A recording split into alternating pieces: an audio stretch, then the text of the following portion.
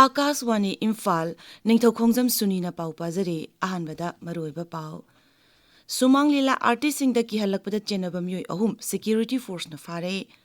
Anoba flight duty time limitation chanaba haurakpadagi Indigo Airlines ki flight sing matam thengthaba amadi cancel tawbagi samasya matam khara mayoknaraba yai amasung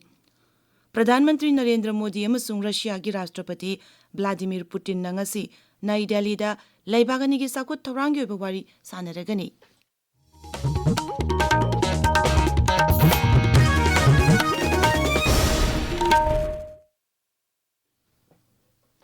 Manipur gi tongan mafam gayada security force na thiba humba madi area domination leptana chathari. Rajya sigi mafam sama 13 da checkpoint sing hangdoktuna asat awok sing check tawbagi thabak chathari amasung national highway sing da security force na mikup na hum sing yengshili police ki pauna hai sangai festival da saru yarubagi damak Manipur gi sumang lila loop singi mihut khara amadi atop artist sing da king halakpata chenabani haiba Z5 ki myoi ahum security force na fare hairi artist sing da ki halakpa duga mari lainana police na Imphal West Imphal East Bisnupur Thawbal amadi Kakching jila da punna case manga lakhotuna thijanba horakkibani police ki pau matungina Thangal Bazar gi Major Cool Gate manaktagi aina tingkarba loop pripak pro gi active cadre ni haiba mioyama security force na faki loop asigi active cadre amasu khurai chaithabi leraktagi phare hairi loinana Imphal jila gi Irulbung Kabui Kuldagi pripak ki active cadre masu phagatpangam ki Sandel District Police amasung Antani Shaban punna Japhau Bazar dagi lupa lakh ama listing yang khairom gi hidak managi polam sing phagatle hairi Aikoi gi Sandel Paumi Jeremoyo na police ki pau paladuna hai mafam asida ngarang Sandel District Police amasung Antani Shaban punna thiba humgi thabak sathabada yamla hidak managi polam sing asi phagatkhibani polam sing asi gi manungda talab jada bag 13 churut box 18 talab cartoon box ahum sajan packet kuntra navala bora 12 masung ras khaini packet chanini phumanga yauri masiga mari leinana Sandel police na ain gi oiba thabak lokhotkre polam sing asida phagalaba mioi sing cigarette and other tobacco kotpa 1,13 matung ina fine 10 ki phagalaba polam sing adusu miyam gi mamangda mangankre Mamang thadagi Indigo flight service singda apanba kaya lerakpadagi passenger singda khudong chadaba mayok narakpadagi Civil Aviation Mantraloy yauna mipama mapangtokre Civil Aviation gi Director General DGCA nak kaukiba mipamatuda Mantraloy sigi makoktongba official sing Indigo gi official sing saru yaki panbayabadi nongwada Indigo gi flight chani rom cancel tarokpadagi miyamda khudong chadaba kaya mayok narakibani DGCA gi warol matung ina flight cancel tawbugi wathok asi anova flight duty time limitation chanaba horokpadagi ni hairi masida crew members sing sindok sizin tawba amadi ningtham tha changlapagi tongan ba thabak singda ahongba lakpadagi khudong chadaba si mayok narakpani haina Indigo gi maikai fongdorakli maramasina makha tana numit kharani flight cancel tawbugi khudong chadaba mayok narakpa yai hairi adumoipu miyam thengnariba khudong chadaba sing khara hantanabagi damak tha asigi nipan dagi flight masing hantharba yari hairi DGCA gi maikai dagi su thengnariba khudong chadaba sing adu kokhanaba paikhatpa yaba thawrang sing athuba matamda paikhatnaba khangan khare hairi amaromda Manipur gi oina su flight duty time limitation gi anoba chana kanglun lak asina maram oiraga tongan ba airline ching maruoina Indigo Airlines ki flight ching paibagi matam thengthaba natraga cancel tawrokpa yai haina Imphal airport ki maikai dagi fongdorakli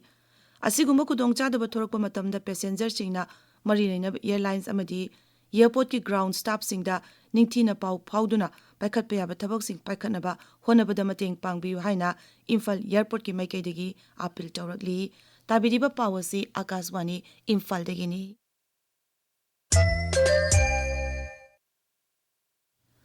Pradhan Mantri Narendra Modi amasung Russia gi Rashtrapati Vladimir Putin ngasi Nai Delhi da laibak anigi sakwat thawrangi oiba wari sanagani ngasi ayuk Rashtrapati Vladimir Putin bu Rashtrapati Bhavan da opugi thawram amasu pangtokani loinana Rajghat da leiba Mahatma Gandhi gi samadhi da leishu katuna ikai khumnabasu utkani kulumdoi shuba Bharat amadi Russia gi sahi gi mifam da saruk yanaba ngarang Rashtrapati Nai Delhi da thunglakibani Mahakpu Pradhan Mantri Narendra Modi na taramna oki ngasi pangthokadoriba mifam asida tongan tonganba yanache kaya sahi taunaraba yai madugi manungda lalol itik sel thum haksel shiksha kala sanskriti amadi media gi matang yauraba yai hairi Russia gi luchingba sina Rashtrapati Draupadi Murmu gasu ngasi numidang wairam unagani panba yabadi Pradhan Mantri Narendra Modi amadi Rashtrapati Vladimir Putin haukiba sahi 12 sida 18 unakre Kendra gi Griha Mantri Amit Shah numidumni gi Gujarat Khongsata tongan tongan ba sakut thorangi project sing sangagani ngasi mahangna Ahmedabad Swadeshi Jagaran Manch na sinba Swadesh Usap Sri Amit Shah na hogdokani maki khongsat manungda Gandhinagar Bhabtharar Basantakanta da chatkani masigi sumathakta Nabardamadi IANIA Art Summit lisingani kunma kuntaruk tasu saruk yagani Mantri na Gandhinagar da nauna saba railway overbridge amadi underbridge sports complex yauna tongan tongan ba sakot torangi project sing sangagani ngasi phongba pausi singi maroiba pausingi damak hauzik Kshetrimayum Premchand leire Premchand Thagachari Suni Miyam amasung IDP singi akan khongjam dagi lanjanarak pasing hanjal hanba haure Laimaram High School Relief Camp te lairakpa IDP chani yankai taret waroi chingda hanjal hankre haina huyen lan pauda ahan be headline piri Pawasi Sangai Express English Edition Pokna from Sangai Express Manipuri Edition Sanalaibak Naharol gi thaudang yauna pauche ayamada tongan tongan mawongda headline piduna fongnari Popi Thabana Ichau Tatana Tokanama Maram Oire Hana Hanagi Mukhi Mantri Nongthomam Birena Phonukiba Wafam People's Chronicle Gi Ahan be headline oide Illegal Migration Amasung Masina Yelho Furupta Piriba Sapu Yangshin Binaba PM Detection Kre Haina Pongna from the headline Piduna Fongli Manipur Melgi Ahan be headline da Marirak Suba Sankritan Day Pangthokre Haina Fong Bothenare National Thakta Minority Oina Laibasu State Ki Thakta Majority Oina Laiba Community Kaya Yauri Population Sada Anidagi Tadana Laiba Community Singda Minority Status Pirigani Haina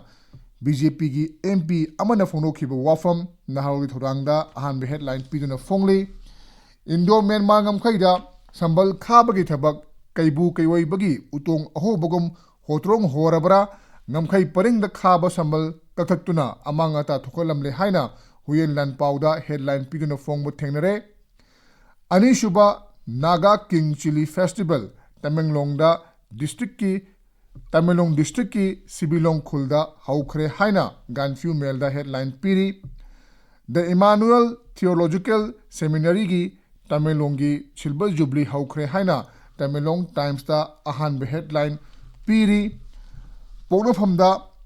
MP Bimolna kilometer Chahum Kuntrain Thoi Sangba National Highway Pibam Kari Oiribage Hankre Haiba headline Asi Fongba Tengnare Sangai Express Manipuri Edition Gi Anchor Kalamda Maitai Amasung Kuki Maheroi Singh Platform Amada Punna Saruka Minakre Haina Fongba Tengnare Pauche Asigi Atopa Pau Amadana I Hemochandrana NPP Gi National Vice President Oire Haina headline Piduna Fongli Pongna Famda Pawasi Hemochandra NPP Gi National Vice President Oina Hapkre Thaupu Daba Ahumsu Khangare Haina headline Piduna Fongbo Tengnare PM Divine Gi Makhada Awang Nongpoki Lupa Koti Lising Manga Chaturki Project Sanction Taukre Haina Sindiana Fonokiba Wafam Asisu Pongna Famgi Anchor headline Oina Piri Suni Thagachari Premchand aroibada maroiba pau amok Sumang lila artist singda kihalakpa chenaba mioi ahum security force na fare Anova flight duty time limitation chanaba hawrokpadagi Indigo Airlines ki flight sing matam thengthaba amadi cancel tawbagi samasya matam khara mayok nakigani hairi amasung Pradhan Mantri Narendra Modi amasung Russia gi Rashtrapati Vladimir Putin na ngasi nai Delhi da laibagani gi saukhat thawrangi oiba wari sanaragani pau loijare